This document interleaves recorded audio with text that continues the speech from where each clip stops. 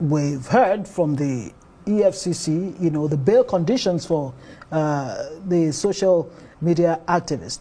And then on the other hand, on the one hand, we hear it's based on, complaints from individuals. And then EFCC says, no, it's no such thing, it's fake news. This miscommunication, is that giving oxygen to this? If the EFCC is able to determine what is fake news, one would expect too that it will sell us the proper news, the proper situation of things. Right. I think I like the slogan of the EFCC where before now when it says the EFCC will get you anytime, anywhere, right? So that's connotes a very powerful organization that's ubiquitous. In that case, and then an individual, that kind of powerful organization against an individual, the organization should show some restraint and should show some measure of application of standards. You see, I can say this on behalf of Olao Lukayode, the chairman of the EFCC, that he's committed to standards. But sometimes, oftentimes, the operatives of the EFCC get somewhat overzealous. And when they do that, it shouldn't be too difficult to explain. Now, the problem we have here, and that's a very dangerous situation where you find young people going to the bank, the premises of the bank, going to protest because they're dealing with a very influential personality called Very Dark Man that is well loved. In fact, his followership is phenomenal. Now, and that's the reason why EFCC as an organization that also requires the goodwill of the public in its fight against corruption and financial crimes should actually deal carefully with an individual like Very Dark Man. Now, there's a problem. He has been arrested, and then there seemed to be a form of strong, cooperation that was offered by the Guarantee Trust Bank.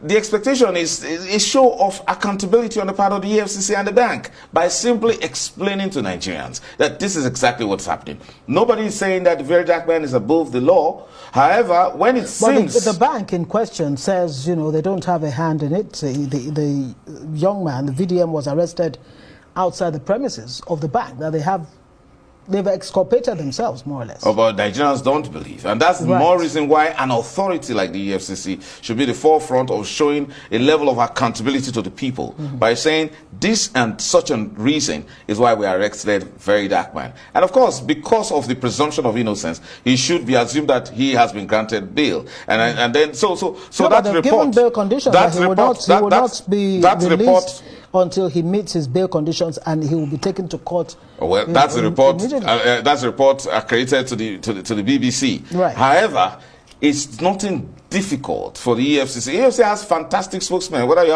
talk about Dele or Wilson Owajure, these are people who are very experienced in the business of public relations and public communication. So it's not difficult to communicate it. The problem is, Nigerians lose respect for the EFCC when it fails to do very simple things like this, or when it seems as if it's doing the bidding of one person.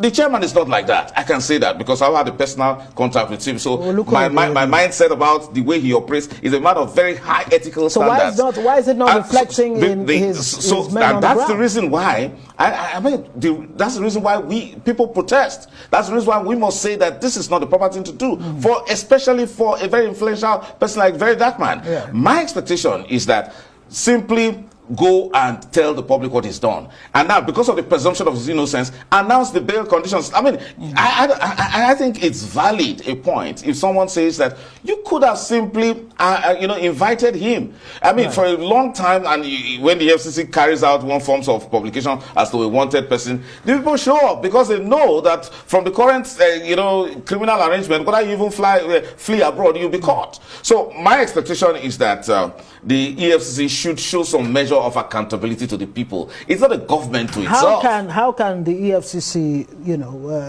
show accountability? How can the EFCC fix this?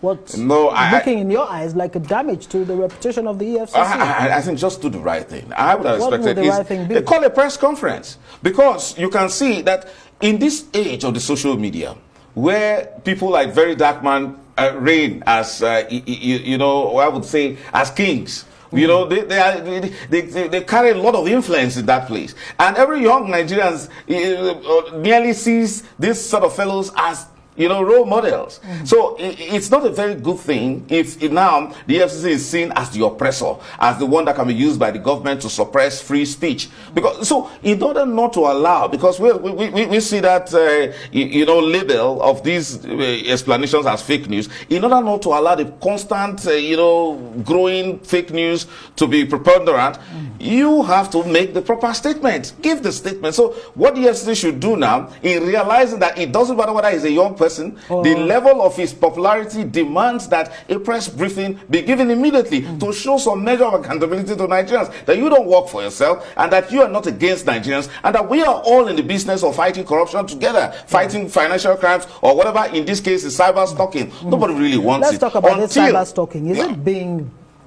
Oh, okay. Very quickly, you were going to say... cyber stalking. Cyber stalking, you see, look, until you become a victim of some of these crimes, you would not find the FCC to be a very useful organization.